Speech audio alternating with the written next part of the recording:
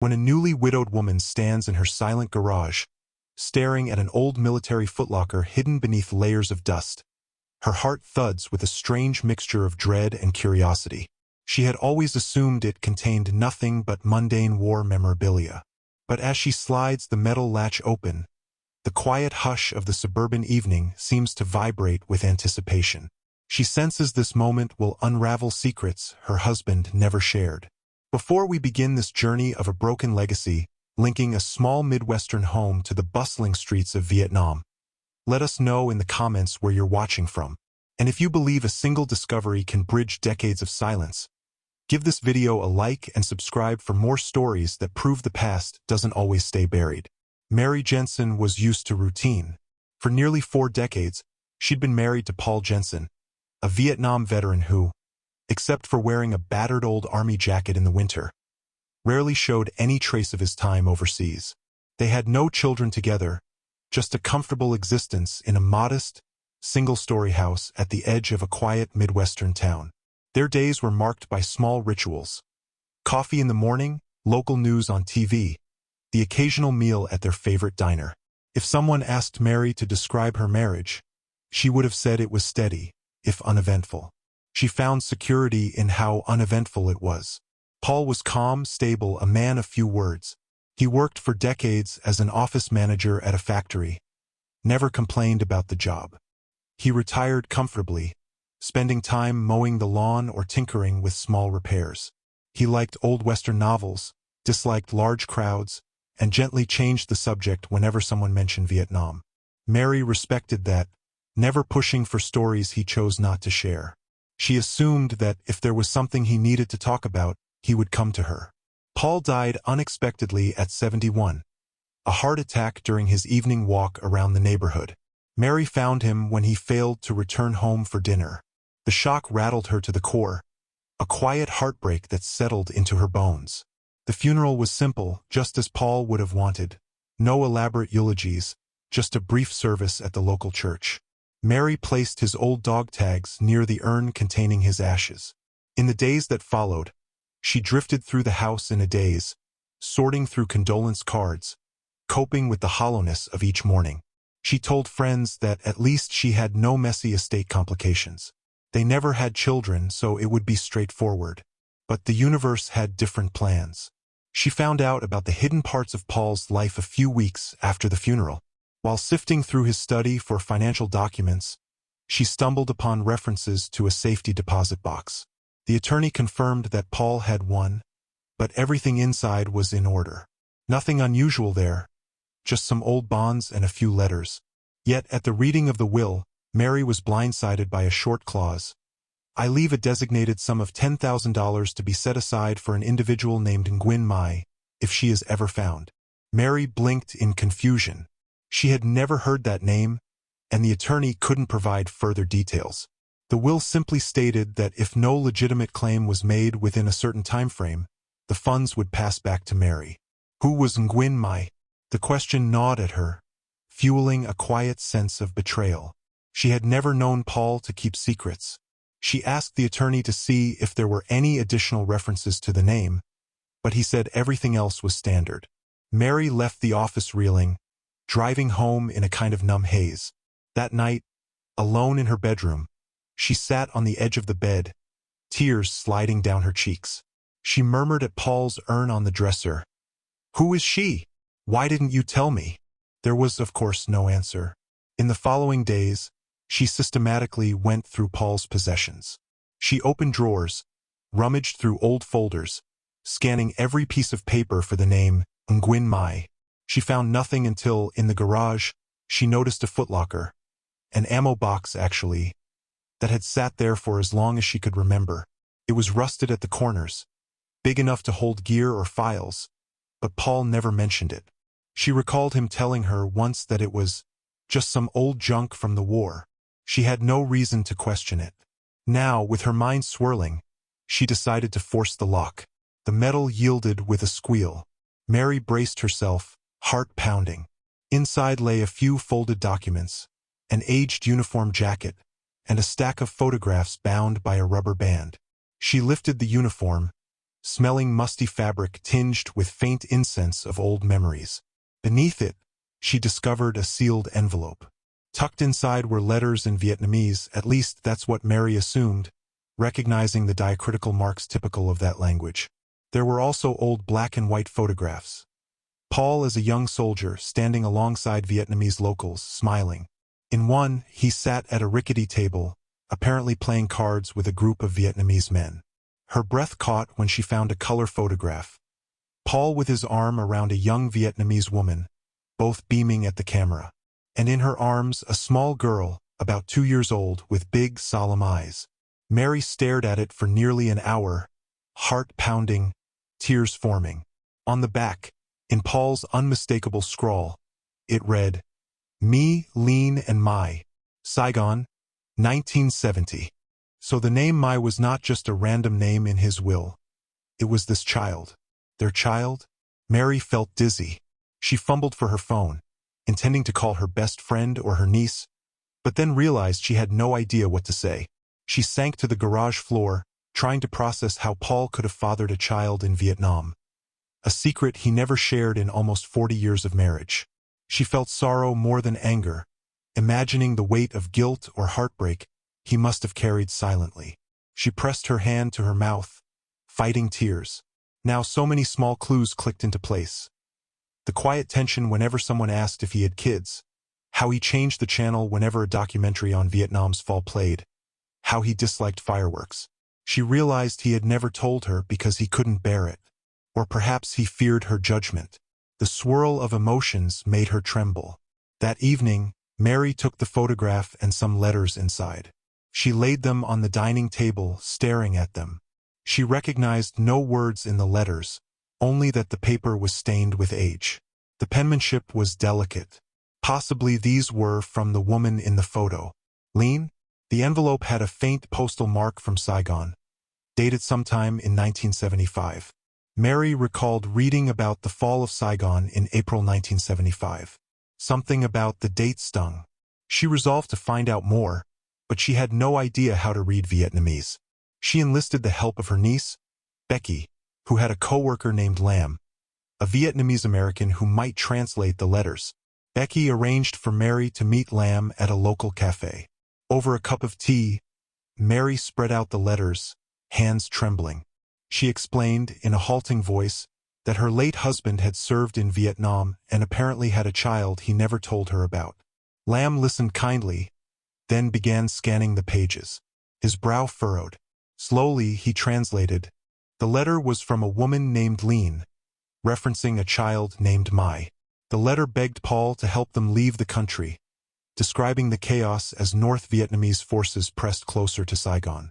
She wrote that if she never saw him again, she wanted him to remember their daughter, to know she would always speak of him lovingly.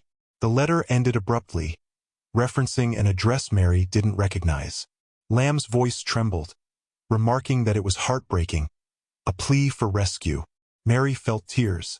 She realized Paul must have known about Lean and Mai's desperate attempts to flee. He must have tried or intended to help, but evidently it never happened. Lam advised Mary to contact a genealogical or war family tracing organization that specialized in reuniting families separated by the Vietnam War. Mary felt a flicker of hope. The name Nguyen Mai might be common, but maybe the letters or address could yield clues. She had to try. She also discovered one letter in the stash that was from a U.S. government office, referencing an incomplete application for family relocation and immediate action required. The date was mere weeks before Saigon fell. The phrase application suspended, no further contact, was stamped across it. Mary's heart twisted.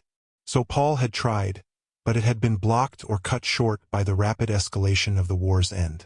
Determined for closure, Mary reached out to a prominent NGO dedicated to searching for Amerasian children left behind in Vietnam. She explained her situation, providing scanned images of the letter, the photograph, the address, and the official form. The NGO responded with compassion, warning her that many decades had passed. Records might be lost or destroyed, but they would do their best. Mary also realized that Mai, if she were still alive, would be in her early 50s by now. She might have her own life, might not even speak English, might harbor resentment toward Paul for apparently abandoning her. The thought made Mary's stomach churn with guilt. She recounted all the nights Paul had sat in silence, possibly replaying the day he left them, the child he'd never see. She pictured him signing those forms, hoping to bring them stateside, only to face bureaucratic walls. Then she imagined him burying that heartbreak, returning to the U.S. with intangible scars. While Mary waited for the NGO's research, she sought out more clues in Paul's old documents. She found an old ticket stub, Los Angeles to Manila, dated 1982. Possibly he had attempted some private search in the region then. She discovered scribbled notes referencing Operation Baby Lift, a massive evacuation of children from South Vietnam in 1975. None of it formed a coherent timeline, but each scrap suggested Paul never forgot. He must have carried that hope, even if he never told Mary. She thought about the times he flinched hearing the name Saigon. He once told her he disliked the term Vietnam War hero. She had found it modest at the time. Now she realized it might be loaded with regret. She wept, wishing she could have comforted him while he was alive. After about a month, the NGO wrote back. They found no direct record of Nguyen Mai at that old address, but they had some leads, because certain family details matched a child who might have relocated from Saigon to Da Nang in the late 1970s.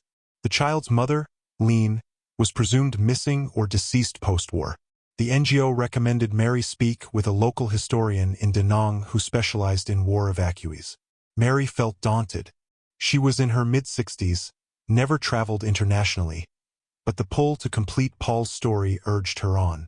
The more she learned, the more she felt she owed it to him and to herself. They had made vows to share each other's burdens, but Paul never let her share this. Now, it was her quest to honor the father-daughter bond that war and distance had torn apart. She confided in Becky, who encouraged her to go. Becky said, "Aunt Mary, if this is what you need for closure, do it. I can take care of your house while you're gone." Mary overcame her fears of language barriers, foreign airports, and cultural differences. She booked a flight to Da Nang with the NGO's help, carrying the letters, the photograph, and a faint hope that she could find Mai. That hope overshadowed her anxieties. She packed modest clothing suitable for the humid climate, along with pictures of Paul in his later years, pictures she intended to show Mai if she found her. The flight was long and disorienting. Stepping off the plane in Da Nang, Mary was assailed by the muggy heat, the swirl of motorbikes, and the chatter of languages she couldn't understand. The NGO had arranged a volunteer translator, a young woman named Thuy, who greeted Mary at the airport with a sign bearing Mary's name. Thuy was bright-eyed, in her 20s, respectful of Mary's mission. They took a taxi to a small guest house near the city center. Mary clutched the photograph, scanning the passing streets. Neon signs, open-air shops, the fragrance of noodles and fish sauce drifting through the air. She felt both out of place and curiously alive. She realized Paul must have walked such streets decades ago. She pictured him as a young soldier, maybe enthralled by the bustle. She wondered how he met Lean, how he fell in love, how heartbreak overshadowed them. The next day, Mary and Thuy visited the local historian recommended by the NGO. His name was Mr. Vu, a man in his 60s with a calm demeanor. He studied the photograph, the old letters tapping his chin. He recognized some bureaucratic stamps referencing attempts to leave in April 1975. He said such attempts were often last-minute, chaotic. Many families were separated. Some children ended up in orphanages or with relatives. He offered to check local records of resettlement. Mary's heart soared. She prayed for a miracle. Over the next few days, Mr. Vu made calls, scoured dusty archives, and interviewed older residents who might remember families who fled or died in the war's aftermath. Thuy accompanied him, while Mary waited, anxious. Some leads turned up false or incomplete. Mary tried to remain patient. Eventually, they found someone who remembered Lean's family, a neighbor from years past. The neighbor recounted that Lean died shortly after the war from illness or possibly an injury. The child, Mai, was rumored to have been taken in by an aunt. That aunt later moved away, possibly to the countryside near Hugh or Hoi Inn. The neighbor wasn't sure. Felt like another partial lead. Mary's frustration mounted, but Twee urged her not to lose hope. "We're close," she said. "Sometimes these stories end well." Days turned into a week. Then, on a muggy afternoon, Mr. Vu rushed into the guest house with a wide grin. He said a local official from Hoi and recognized the name Mai from old-school registration documents referencing an American father. She now lived in a rural area near Hugh, working as a seamstress or teacher. The official believed she might be in her early 50s. Mary's breath caught. This had to be the one. Mr. Vu arranged a phone call, but the number didn't work. So the only option was to travel there in person. They rented a car, Mary and Twee, heading north along Vietnam's coast, passing lush green hills, tranquil beaches, and winding roads.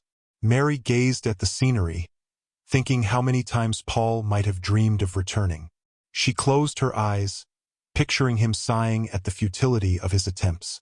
They arrived in a small hamlet near Hugh, where they found a modest house on a dirt lane. Twee approached, asking neighbors if Mai lived there. An older woman emerged, suspicious at first, then warmed once she heard the explanation. She pointed them to a small house down a narrow path. Mary's heart pounded. This was it. She recalled how she never had children with Paul, how a piece of him might survive here. The thought made her want to both weep and rejoice.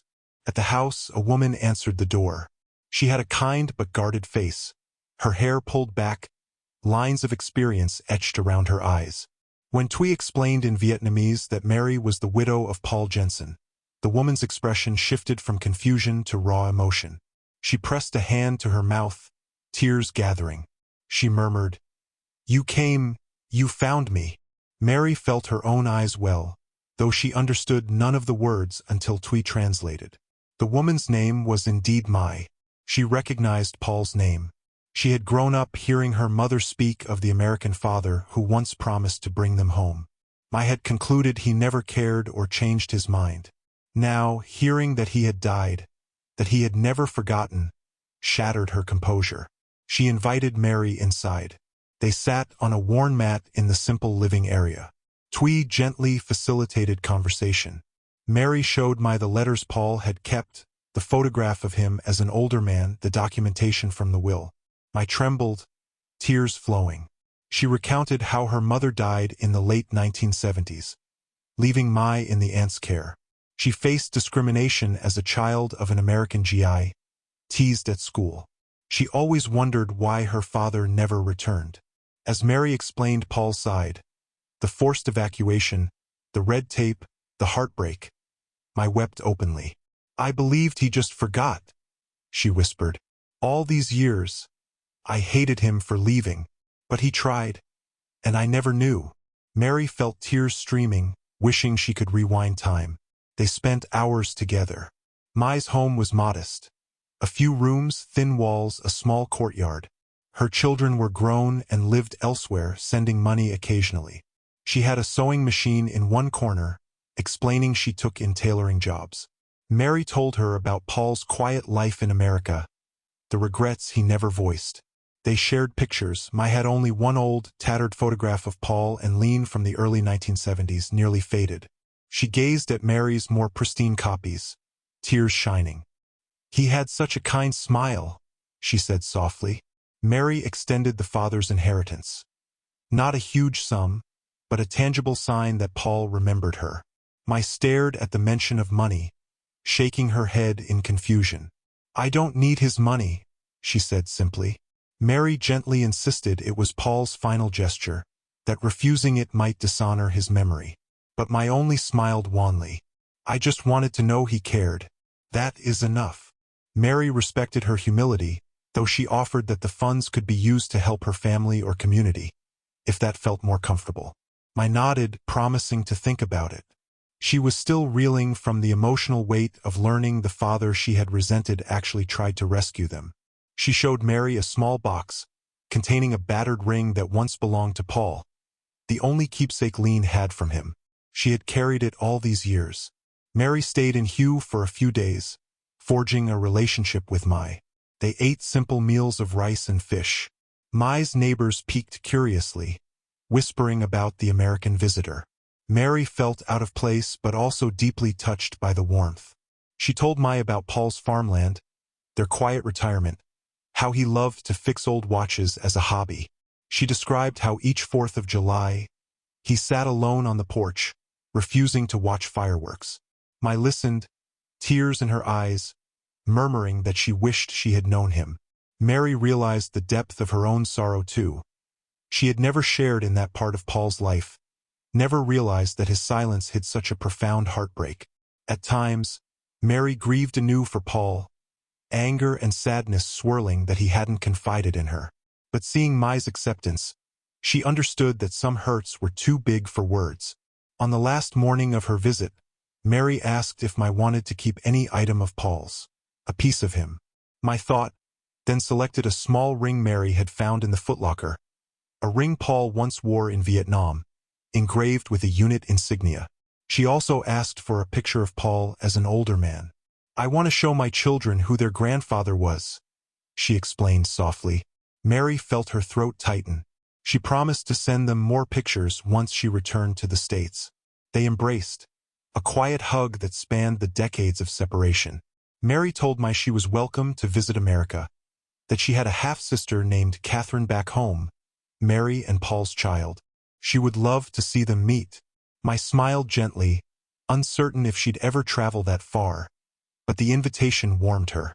Returning home, Mary felt simultaneously drained and at peace. She had bridged the gap Paul left behind, forging a relationship with the daughter he'd never known. She wrote a letter to Catherine, explaining everything. Catherine was stunned, responding with a flurry of phone calls and tears.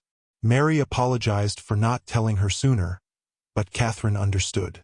She was open to the idea of meeting her half-sister. They arranged a video call with Mai, stumbling over language barriers but forging an immediate bond through tears and laughter. Mai showed Catherine the ring. Catherine showed Mai pictures of their father's final years. Mary watched from the side, feeling a surge of relief and love. She realized that, though war had torn them apart, the family was now reassembled in some small, precious way. Mary also set up a small scholarship fund in Paul's name, hoping to sponsor a few children in Hue who needed help with schooling. She used a portion of the inheritance that had reverted to her. She told Mai about it, explaining how she wanted to honor Paul's memory by supporting the next generation in Vietnam. Mai responded gratefully, offering to help identify deserving students in her community. Over the next few months, they emailed or phoned occasionally with Thuy's help or, increasingly, relying on Mai's self-taught English. The initial awkwardness melted into a genuine familial connection. Mai told Mary about local festivals, the changing seasons. Mary recounted daily life in the Midwest, the church events, the memories of Paul's sense of humor. Slowly, they built a mosaic of shared stories, ensuring that Paul's spirit lingered, not in sorrow, but in unity. At times, Mary still felt pangs of bitterness. Why couldn't Paul have told her the truth from the start? She recognized that he likely feared burdening her, or reawakening a heartbreak he couldn't fix. She discussed it with a therapist, who suggested that some veterans carried such guilt that admitting it openly felt unbearable. Mary realized that, in a sense, Paul's silence was his way of preserving the life they had, free from the complexities of a war half a world away. But now that she knew, she found it strangely liberating. She didn't love him less for the secret. If anything, she loved him more, understanding the magnitude of his hidden pain. Months after her return from Vietnam, Mary organized a small memorial ceremony at the local Veterans Hall. She invited neighbors, friends, and those who had known Paul. She placed a large photograph, Paul with that gentle smile, flanked by new photos of Mai and her family. She explained, in a brief speech, that Paul's legacy extended beyond the U.S. Everyone listened, some tearful, some amazed. She read a short excerpt from Lean's letter, translated, about the hope that one day father and daughter would be reunited in safety. Though Paul never saw that hope come true in life, Mary declared that, in a way, it had finally happened, bridging decades. The hush in the room spoke of deep emotion. People approached afterward, saying they'd had no idea Paul carried such a burden, praising Mary's courage for traveling to Vietnam. One day, Catherine visited Mary with her own children. She wanted to learn about their newly discovered aunt in Vietnam. They looked at pictures, read a few of the translated letters. Catherine, who had grown up believing she was Paul's only child, admitted she felt a pang of jealousy at first, but quickly overcame it. "Dad was still my dad," she said softly, "but I'm glad to share him with someone else who loved him, even if from afar." Mary nodded, hugging her daughter. She saw in Catherine's acceptance a reflection of how families can stretch beyond borders, shaped by forgiveness and empathy. She felt thankful that her daughter held no resentment about the situation. As the first anniversary of Paul's death approached, Mary decided to revisit Vietnam, this time with Catherine. She arranged a short itinerary. A week in Hue, meeting Mai's family, exploring the countryside. Catherine was nervous but eager. They landed in Da Nang, took a bus to Hue, and arrived at Mai's home. The meeting was emotional. Catherine and Mai embraced tentatively, then more firmly. They discovered small resemblances, a tilt of the head, a certain warmth in the eyes. Over shared meals of bonzio and fresh fruit, they conversed with the help of a phone translation app and Mai's limited English. Laughter bridged any awkwardness. Catherine offered pictures from her childhood, shots of birthdays, vacations with Paul. Mai devoured them visually, tears shining, glimpsing the father she never got to see beyond infancy. Catherine, in turn, asked for every story Mai could remember about their father's time in Vietnam. Mai's memory was mostly secondhand from her mother, but she shared how Lean described Paul as gentle, carrying a soft sadness even then, as if anticipating an inevitable heartbreak. By the end of the trip, Catherine and Mai felt like siblings forging a bond, though separated by time and distance. Mary watched them, tears of relief that the puzzle was healing. Upon returning home, Mary realized that the sense of emptiness she once felt after Paul's death had shifted into a cautious gratitude. She had found not only closure for him, but a piece of family she never imagined. She regularly corresponded with Mai, who reported that the scholarship fund was helping local children. Mai's oldest daughter had enrolled in a university in Hue, studying to become a nurse. Sometimes, Mary would post small gifts or letters for them, crossing oceans in battered envelopes. Each time she pictured Paul, hoping he was at peace. She considered how tragedy might have overshadowed their marriage, but in the end, it brought her to this journey. She felt closer to Paul in the process. Eventually, Mary told the story to her church group, seeking a chance to share the miracle of bridging two worlds. She recounted the heartbreak of discovering the letters, the wrenching knowledge that Paul had fathered a daughter left behind, the trip to Vietnam, and the final sense of acceptance. Many wept, hugging Mary in solidarity.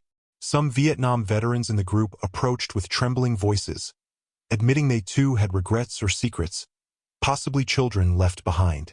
Mary urged them to consider searching or at least acknowledging them.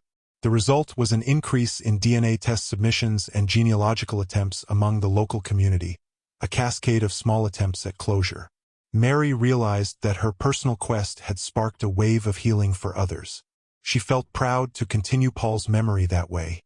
As the second anniversary of Paul's death neared, Mary arranged another small memorial at the Veterans Hall, this time inviting Mai if she wished to come to the States. Mai politely declined, citing her job responsibilities, but promised she'd try in the future. Instead, she sent a heartfelt letter, typed in English with the help of a friend, praising Paul's memory, expressing love for him despite their lost years, and thanking Mary for completing that circle. Mary read it aloud at the ceremony, tears in her eyes, receiving a standing ovation from those present, many of them local veterans who understood the complexities of war's aftershocks. A few months later, Mary's own health began to waver. She felt the fatigue of age, the presence of an illness she suspected might be serious. She underwent tests, eventually being diagnosed with a treatable but challenging cancer. Catherine urged her to rest, to let the doctors handle it. Mary complied with treatments, facing chemo sessions with quiet resilience. She told Catherine that she felt at peace about her life. "Your father and I had our time. We built a stable life. We left a mark on the world, though he never realized it. And now, I know that somewhere in Vietnam, a part of him thrives. Catherine, tears brimming, said she was thankful for Mary's unwavering devotion. If Mary had not pursued the truth, they would never have known Mai. While Mary underwent treatments, Mai's letters and occasional video calls offered comfort. Mai's supportive words, bridging thousands of miles, felt like the caring voice of extended family. She wrote that she prayed at local temples for Mary's recovery, lighting incense for Paul's spirit to watch over them. Mary, never particularly religious, found solace in the gesture. The invisible threads connecting them across oceans felt unbreakable now. Miraculously, Mary's health stabilized. She emerged from her treatments frail but determined, proud to have faced this new adversity with the same courage she'd shown in her quest for Paul's legacy. She resolved to make one more trip to Vietnam if her strength allowed, to see the scholarship recipients and to spend time with Mai. So at 70, she boarded another plane with Catherine. They arrived in Hue to a warm welcome from Mai's entire extended family. The scholarship recipients lined up shyly to greet the American donors, offering flowers. Mary's eyes watered at how young they were, how brimming with potential. She told them that it was her husband's memory that inspired this. The local official read a brief statement about bridging past wounds. The entire event felt surreal yet deeply fulfilling. Mary gazed around, seeing not just ghosts of Paul's regrets but new life flourishing from that hidden story. That night, in Mai's home, Mary and Catherine sat with Mai, her children and grandchildren. Yes, Mai had become a grandmother herself, earlier in life than Catherine. There were toddlers squealing around the courtyard, chasing each other in the warm evening air. Mary felt a pang that Paul never met these youngsters, but also joy that they existed, that part of him lived on. The family shared laughter, the older kids practicing what little English they knew, Catherine trying out a few Vietnamese phrases. Mary observed the scene, tearful, imagining Paul smiling from wherever he was. She realized she had found a larger family than she ever dreamed possible. In the final conversation Mary had with Mai during that trip, they stood by the perfume river at dusk, the gentle lights reflecting on the water. Mai said in a soft voice, "I used to dream of my father coming for me as a child. Then I gave up that dream. I grew bitter, but learning he truly cared, that he tried, it sets my heart free. I only wish I'd known him, but having you and Catherine now is something I never expected." Mary hugged her, tears sliding. She whispered that Paul would have been so proud of her. As they parted ways the next morning, Mary felt a deep sense of resolution. She had not only uncovered Paul's secret, but woven it into both families, forging a bond that overcame decades of heartbreak. Back home in her quiet Midwestern house, Mary placed a new photo on the mantel.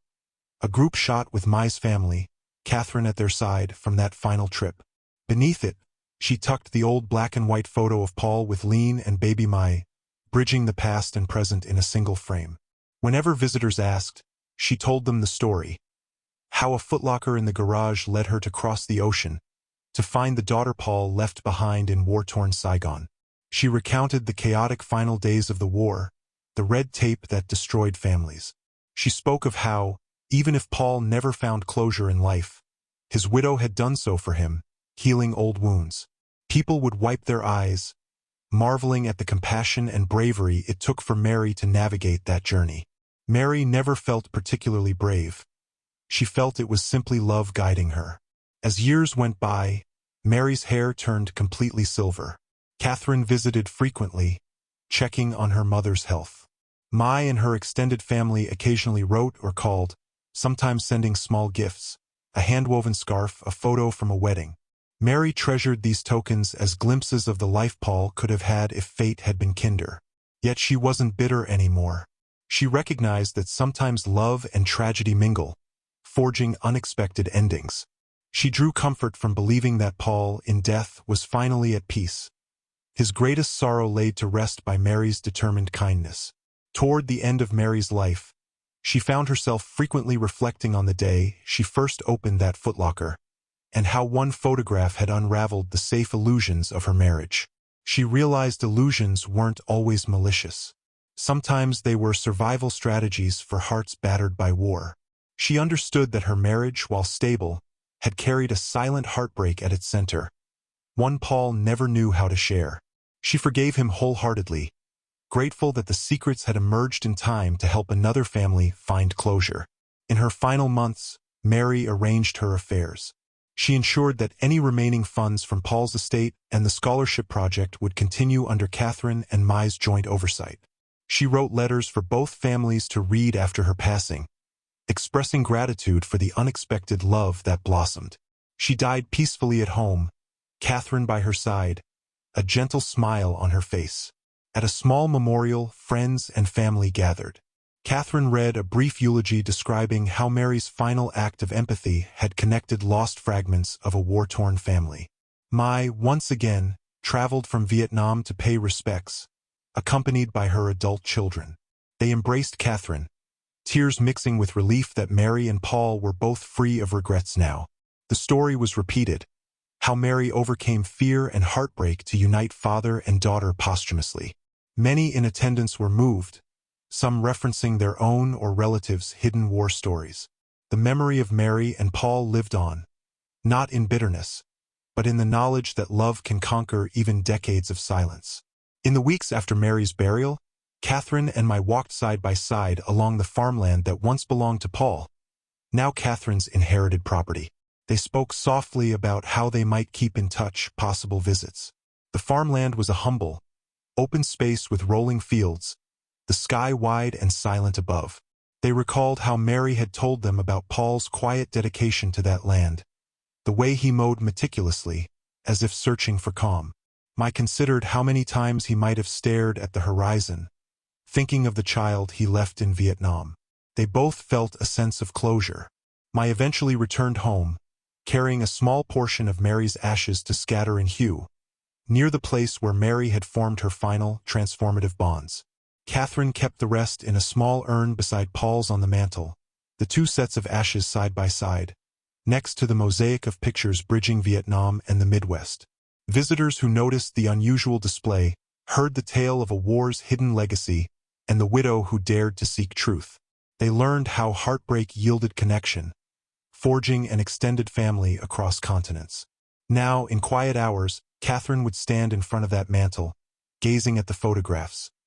Paul in uniform, Mary in her older years, Mai with her gentle smile, the group shot from Vietnam. She often thought about how different her family's story would have been if Mary hadn't unlatched that footlocker, if Paul's secret had died with him, leaving Mai alone in unanswered sorrow. She felt a swell of pride for her mother's courage. She also felt a strange closeness to the father she lost, discovering how big his heart must have been, even if shadowed by regrets.